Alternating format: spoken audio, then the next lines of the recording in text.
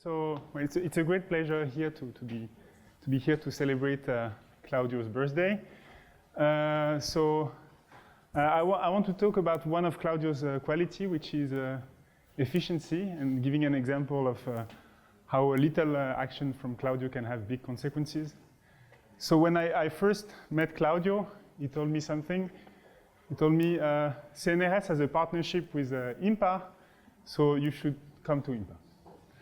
So I told him, well, I just got hired, so perhaps I should wait a little bit, get settled first. And he said, well, that's an option, but you know, when you wait, life always gets in the way, and I think the correct thing is for you to come right away. Yeah, after 15 years later, most of which spent at IMPA, I'm very grateful for that piece of advice. So thank you, Claudio. I'm going to talk about joint work with Stefan Jung from Tokyo.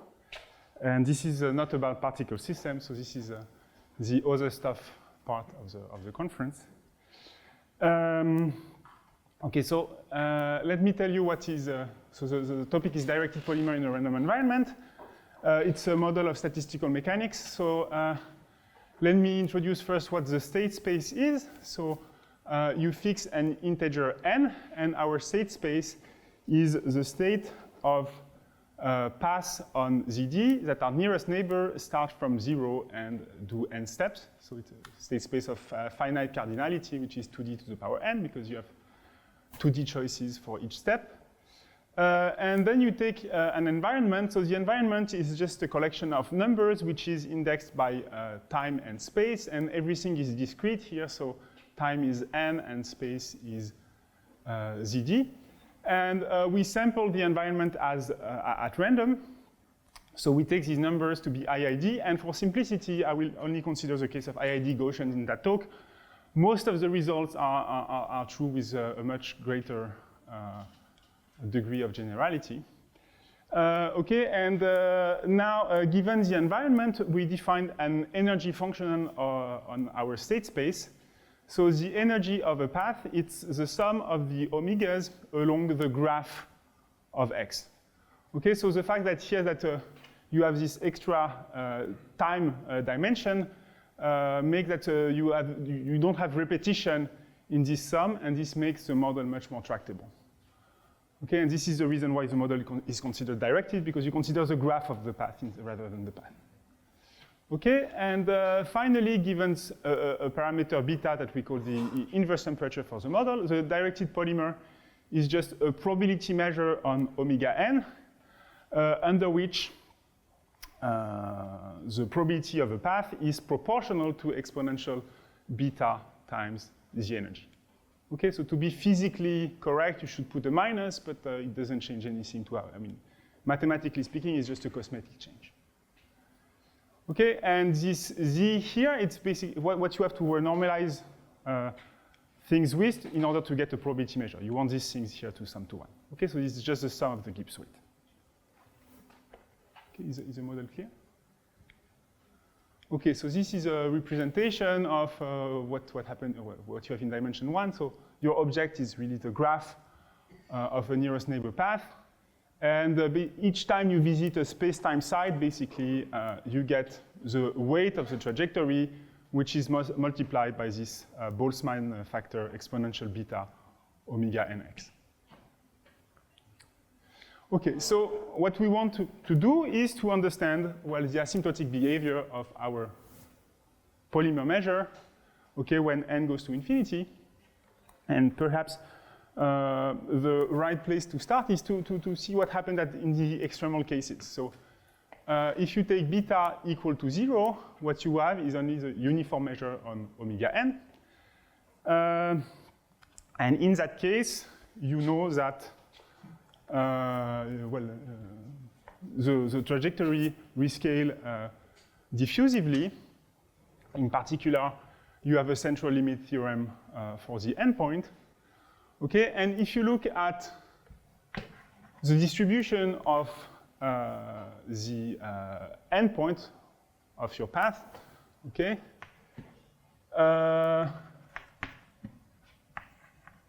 you know that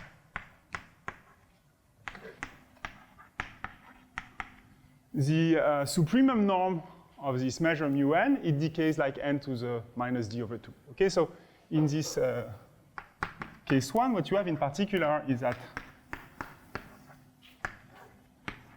this thing goes to 0 when n goes to infinity, and therefore we say that the measure is delocalized, okay, in the sense that the endpoint distribution is spread a lot. If beta goes to infinity, okay, in fact, this and n is fixed, the measure, the polymer measure converges. It concentrates its math on the path that maximizes your energy, okay? Because of my assumption that the environment is Gaussian, the maximizer is unique, okay, almost surely. Therefore, the endpoint measure also, your path measure is a Dirac mass, so the endpoint measure is also a Dirac mass. So.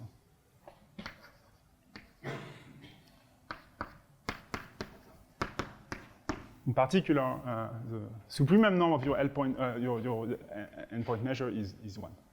So if you're optimistic, you may predict that, there should be a critical value, and below this critical value, you should, in the low beta regime, you should behave like in the case beta equals 0, and in the high beta regime, you should behave like in the case beta equal infinity.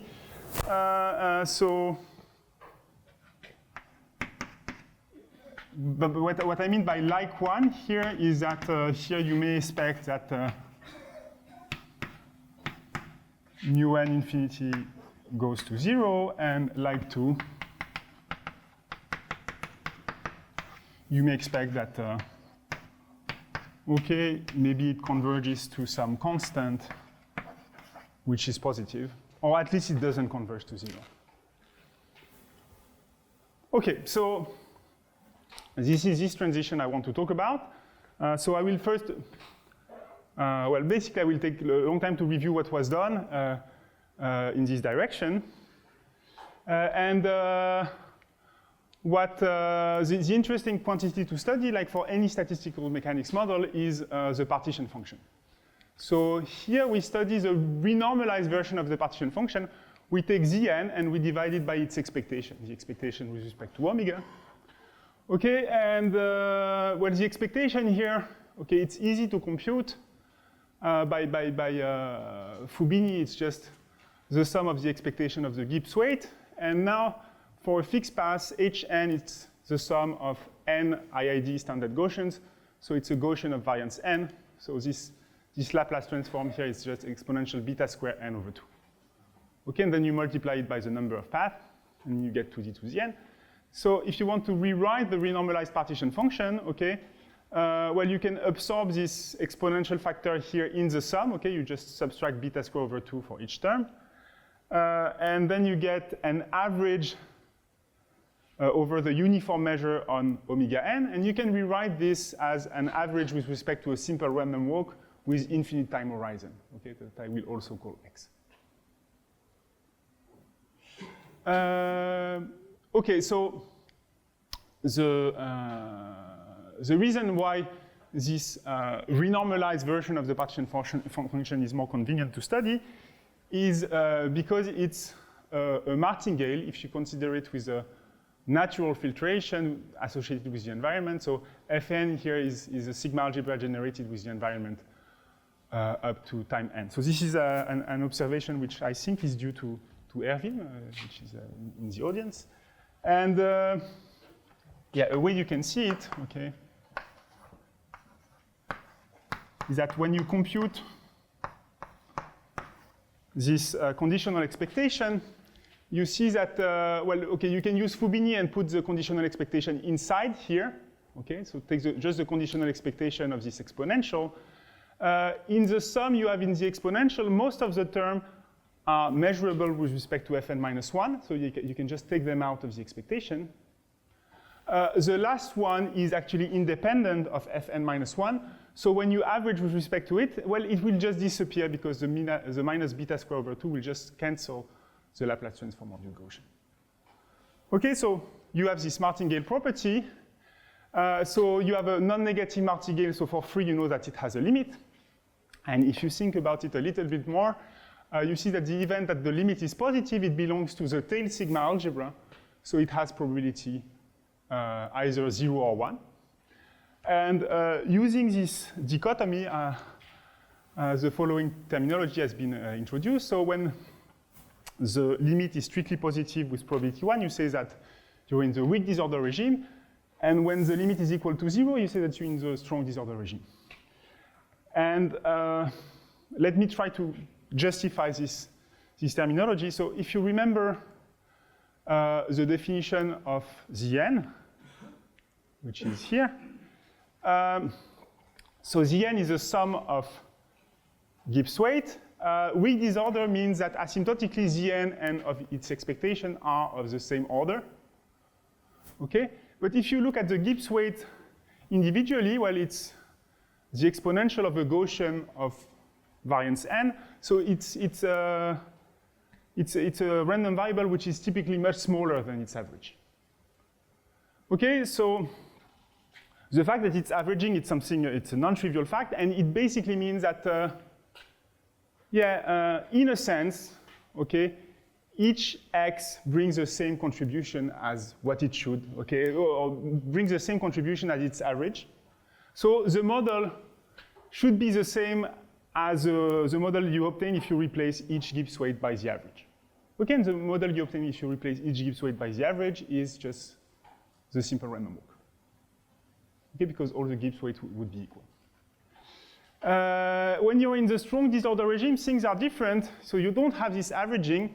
And well, if you think about some of i.i.d. random variables, usually when you don't have law of large number, it means that the sum is dominated by the largest terms.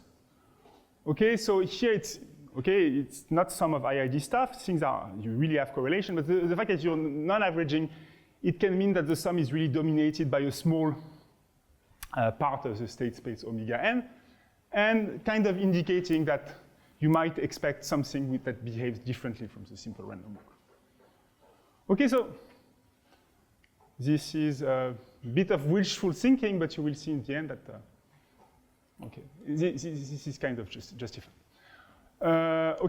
So this is the terminology. You have weak disorder and strong disorder, and what has been shown is that in the sense, the strength of the disorder is monotone in beta. So you have a critical beta, which is such that you have weak disorder below beta C and strong disorder above beta C. So this is kind of and not too hard a fact for the Gaussian case, but this result is true for general environment.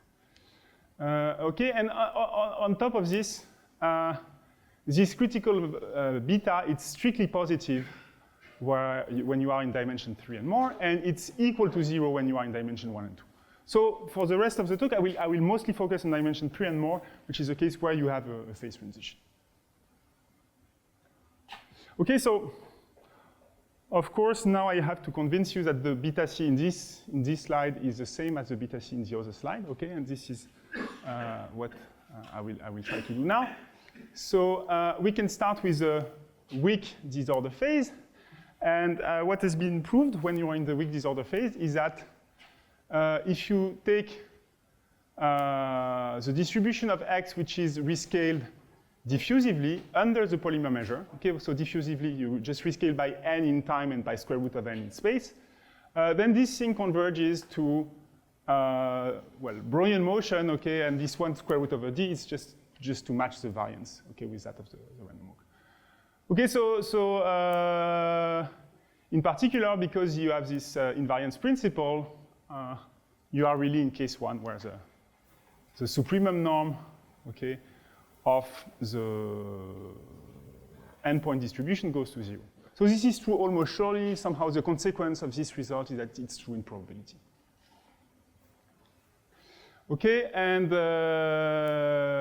yeah, so this result, okay, first versions of this result have been proved in the 80s. This complete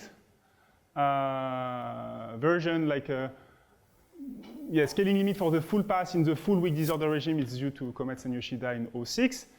And okay, now there is a a one-page proof available on the archive of this result.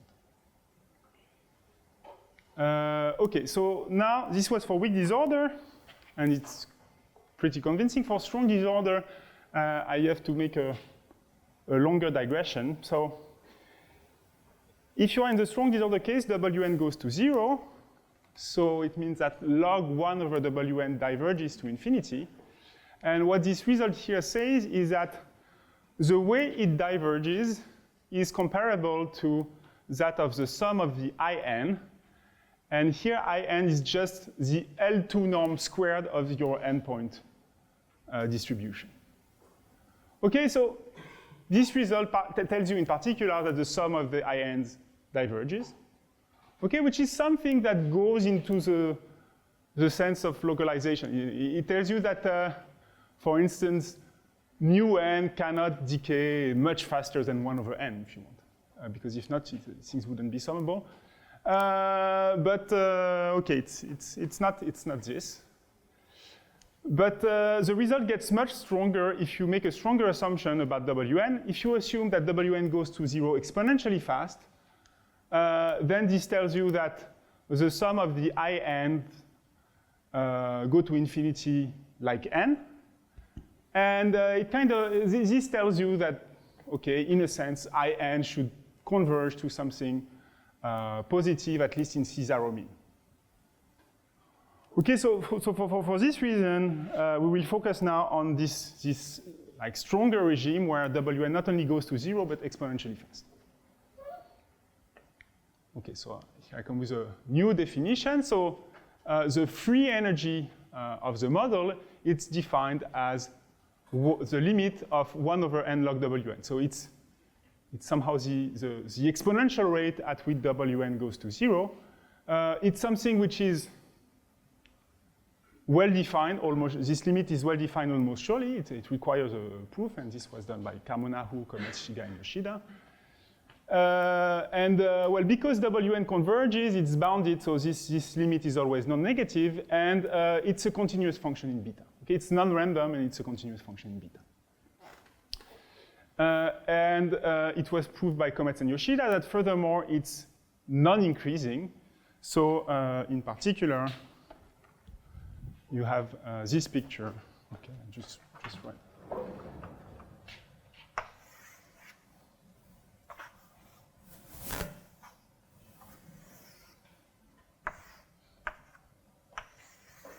Okay, perhaps I should have used the color here. Okay, so this is what F beta looks like.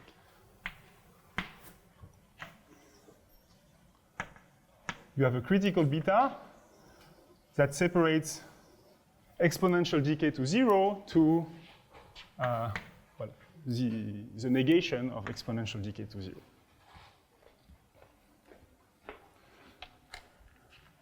Okay, so because exponential decay to 0 implies that you go to 0, this critical beta with the bar, it has to be larger than the other one.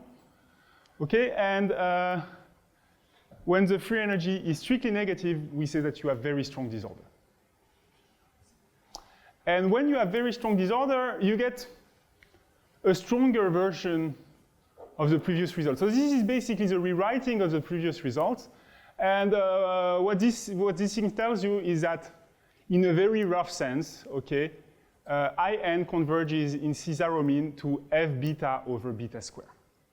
Okay, this beta square here is not really important. It's just to accommodate what happens around 0. And it turned out that for Gaussian, it also works at plus infinity, but it's not. Okay, so basically, morally, what you have is that in converges in C0 mean to F beta. Okay, and in a sense, this is the best you can do. So if you take away C0 mean, this is false, because by Borel-Cantelli, you can show that the lim sup of in has to be equal to 1, and the lim inf has to be equal to 0, when you are in this very strong disorder regime. Okay, well, outside of this, okay, people have studied deeper what happened in the very strong disorder regime. So if you want, the fact that mu n does not go to 0, it tells you that a part of the measure is carried by atoms. Okay, what this paper of Bates and Chatterjee shows is that actually all the mass is carried by atoms. So if you take the fraction of the mass that is taken by sites that have mass larger than epsilon, when you take n which goes to infinity, well, in a sense, it remains larger than 1 minus delta, and this delta goes to 0 when epsilon goes to 0. Okay? Well, basically, asymptotically, the measure is purely atomic.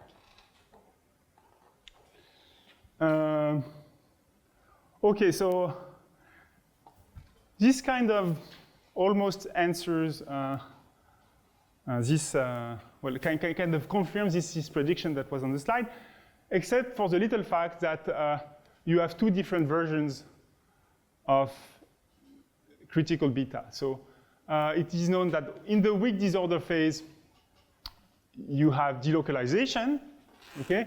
In the very strong disorder case, you have localization for the endpoint measure. The problem is that in between, there might be a regime where you have strong disorder and not very strong disorder. So as soon as this notion of critical point were introduced, it was together conjectured that they should be equal. There was no consensus about what should occur at the critical value beta c. The question about this equality, I mean, it was open until recently, but only in dimension 3 and more. In dimension 1 and in dimension 2, it was proved, more than 15 years ago that both critical points are equal to 0, okay, in dimension 1 and 2. Okay, so the first result I want to present today is about this exactly. So there is only one phase transition. So beta c is equal to beta bar c. And at criticality, you have weak disorder. Okay, so what this means is that, well, as soon as you have strong disorder, you have very strong disorder. Okay, the two notions are equivalent in that case. So the picture is the following, like when you're above beta c, you have this localized picture for the endpoint distribution, okay? So it's fully carried by atoms. You would expect actually that you have only one spike in this picture, but this is currently an open question. And when you are below beta c, okay, I am not showing it in slide, but you have a version of local central limit theorem. So you really have this bell shape for the endpoint distribution. Okay, so now the next thing I want to talk about is about something more quantitative about this transition. So this theorem here, it tells you that f beta really quantifies how much the endpoint measure is localized, okay? Simply because asymptotically, it's the L2 norm square of the endpoint measure. So for this reason and many others, you might be interested in studying the critical behavior of f beta around this beta c, okay? So like a natural question is to know whether you would have a critical exponent and find its value. So in dimension 1 and 2, you don't have a phase transition, but you have a critical point, if you want, which is 0. And it has been proved in that case that, well, f beta behaves like beta to the 4th in dimension 1, and like exponential minus pi over beta square, so something much smaller in dimension 2. Okay, so before giving you some result about what happened in dimension 3 and more, for all the remainder of the talk, it will be a big digression about studying some other transitions for the model, which are the transition induced by moments, okay? And use this information about the moments to know something about the free energy. Okay, so if you take P strictly larger than 1, you can define the LP free energy of the model, which is simply, well, the limit of 1 over n times the log of the LP moment of the partition function. So it's just the rate of divergence to infinity, the exponential rate of divergence to infinity of the moment of order p of your partition function. Okay, and you define beta p. Okay, this thing is increasing in beta, and you define the beta p to be the associated critical point. So it's a point at which fp beta takes off. Well, it turned out that as for the free energy, blowing up exponentially or going to infinity is the same thing, okay, except at the critical point. So that really beta p, okay, below beta p, your LP moments, okay, they are uniformly bounded in it. Okay, so for this reason, this beta p, it's always a lower bound for beta c, okay, because when you're below beta p, you're LP bounded, so you're uniformly integrable, so you cannot converge to 0. Okay, so let me give you an example of computation for a moment of order p, which is actually the only case where you can compute the moment. So it's a computation for the moment of order 2. So if you, okay, the idea here is you just, this is the content of the, well, okay, part of the thing that was done in this paper in the 80s. If you have the partition function squared, you can write it as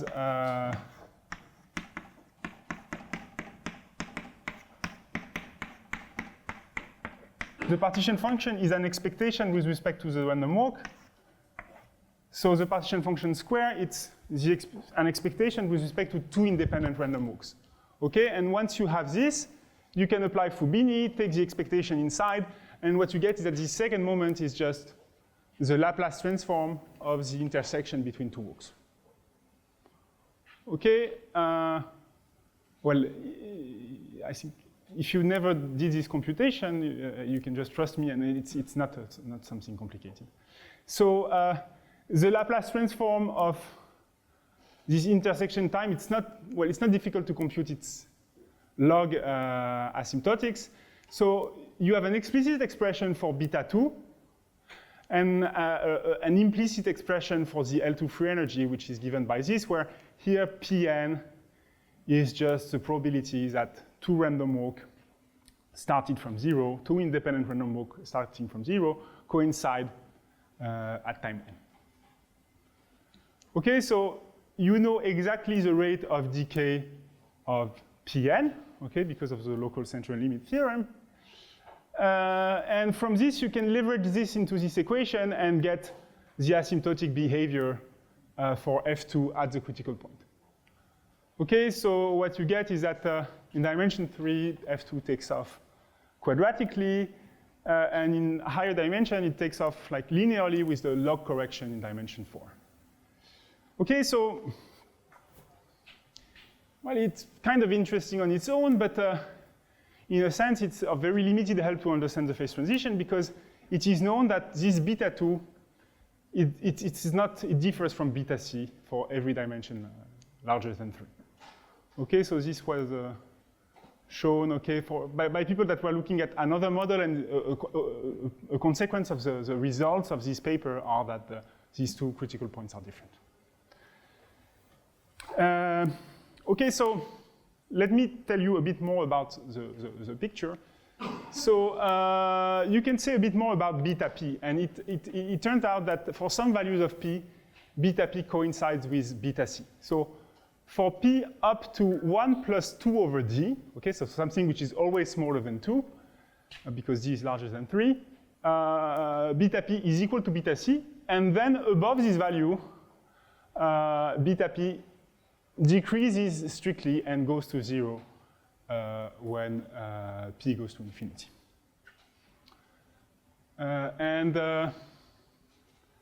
Okay, it turned out that now it gives you a new characteristic of the critical point. Okay, you know that beta c, it's the time at which things, moments of order 1 plus 2 over d and lower starts to diverge. Well, this idea of looking at the moments, I mean, it's due to Stefan Jung, and I think this was really the input that kind of relaunched the study of this phase transition. Okay, so now what you can look further is what happened at this critical point beta p, and something you can compute, okay, if you talk about critical exponent, is, well, a critical exponent which is related to the distribution of W infinity. So W infinity, you know, if you are at beta c or at beta p for any p, it's something which is below beta c. It's a random variable. It has a distribution which has power decay at infinity, and the exponent, it's exactly p, okay, when p is larger than 1 plus 2 over d, and it's minus 1 plus 2 over d if you place yourself at beta c, okay, which is the true critical point. Okay, so this first thing, I mean, it can be any values of beta, okay, you know, because any value below beta c is a beta p, okay, because of this bijection, okay, basically between p and beta in this region. Okay, and using this information, somehow you can try to get some information about the critical exponent associated to Fp. So heuristically, what you get is that when p is larger than 1 plus 2 over d, Fp should take off like u to the nu p, where nu p is this thing here. The important thing here is that nu p, okay, it's something that goes to infinity when p goes to 1 plus 2 over d. Okay, it's monotone in p, and when p gets closer to this critical value 1 plus 2 over d, okay, the transition gets smoother and smoother, and it gets infinitely smooth, okay, when you reach the point 1 plus 2 over d. So our result here says this, okay, apart from a few things. So first thing, we don't exactly get the exponent. You have some lower order correction, so I put a plus epsilon and a minus epsilon here. And we have a technical problem for the upper bound.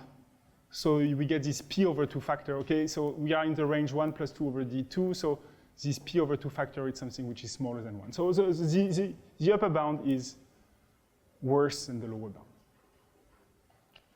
Okay, so the upper bound on the free energy, it's a lower bound on the exponent. Okay, and for the case of p smaller than 1 plus 2 over d, the transition becomes, in fact, infinitely smooth. Okay, and the chronology of the results is not really respected there, but somehow it's a beginning of the study of the moments that allowed to get the result for the free energy. So this is the last thing I will present. So the last result is that if you take the true free energy now, you also get that its transition is infinitely smooth, okay, at beta c, okay, in the sense that, f beta, okay, it's smaller than any power of beta minus beta c at the right of the critical point. Okay, so once you have this conclusion, you can ask yourself several questions. I'm listing two there. So the first one is, what about the regularity of f beta? So the natural thing to predict is that, well, it should be C infinity at the critical point. And because we don't think there are any other phase transitions in the model, perhaps f beta should be analytic outside of the critical point. Yeah, both the question analyticity and infinite differentiability, they are completely open. Even infinite differentiability outside of the critical point, to my knowledge, is open.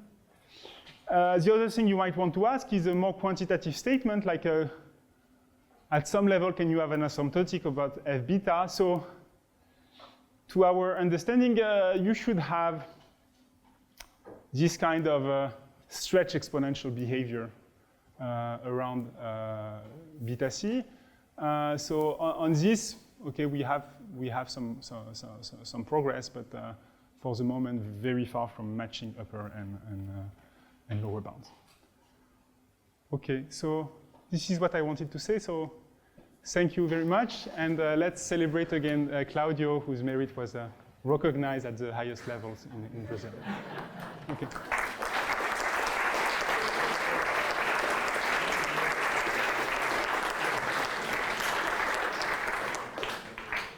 Okay, so do we have questions from the audience?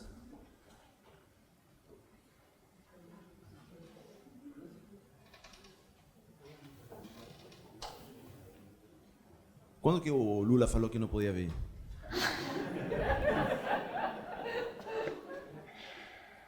Não sei. Ele falou a um amigo que me falou. So, okay, so more mathematical question. Now that finally you prove that very strong implies very strong, what is the next thing we have to think about in polymer?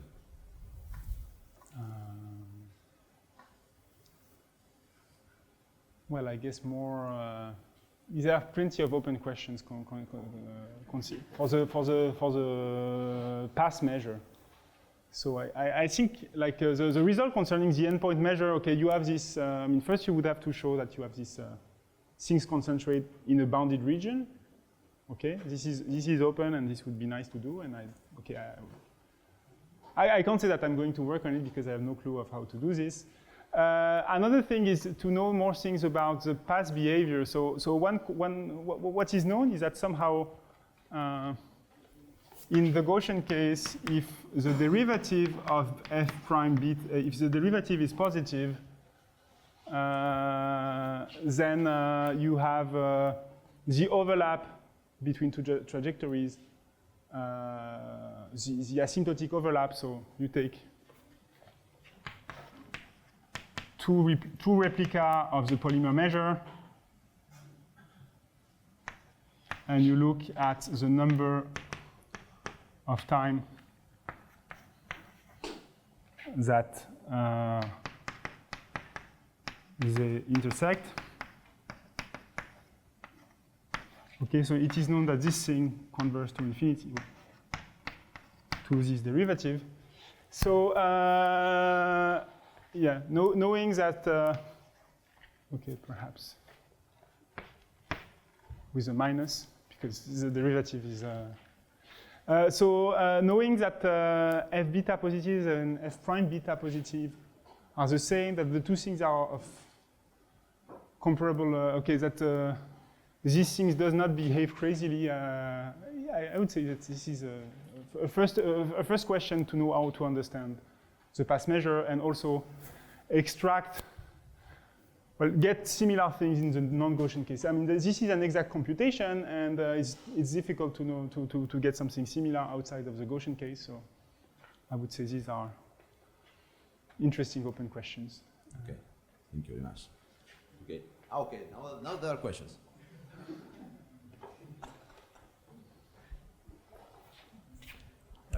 Just how far? Okay, what is known in the case if you just have a not strictly directed walk? So if you just have a random walk which has a drift, it's probably get the critical point also for the drift. And no, is that?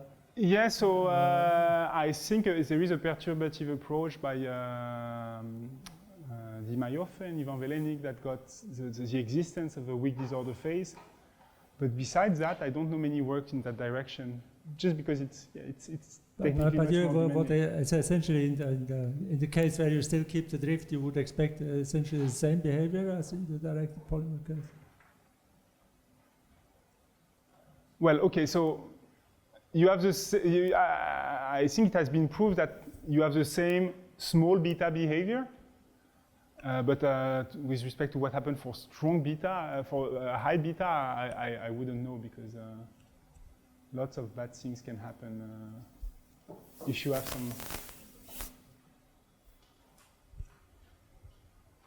So there's this long-standing discussions about the upper critical dimension of directed polymers. I mean, do you have any further insights now? So what should the upper what should be different between the upper and? The question is when you go to higher, if you go to high dimensions, whether you actually end up with something which is diffusive. That was, when you look at the literature on directed polymers, I mean, sort of, many years back, I mean, there were conjectures like upper critical dimension is 4, and then 6 and 7, various numbers. Then, there's the work of Derrida where he sort of looks at this hierarchical model where you get in the upper critical dimension, which is sort of, I mean, it's infinity, right? It's just sort of smoothly going with the dimension and so. Yeah, so of course, I don't think it helps a lot because this result does not tell you anything about whether superdiffusivity and quantitative statements about it occur above beta C. It gives you something about localization, but nothing about spatial trajectories. I mean, nothing about transversal exponents. So it doesn't help. Okay. Any other question? Alessandro was.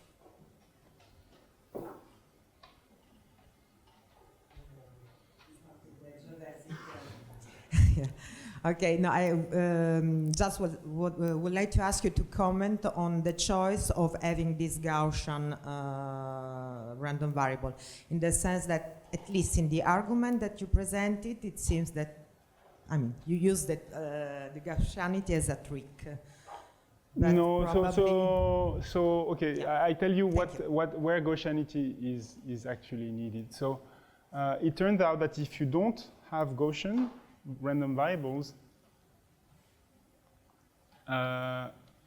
when you do this, sorry, where is it? When you do these L2 computations, okay,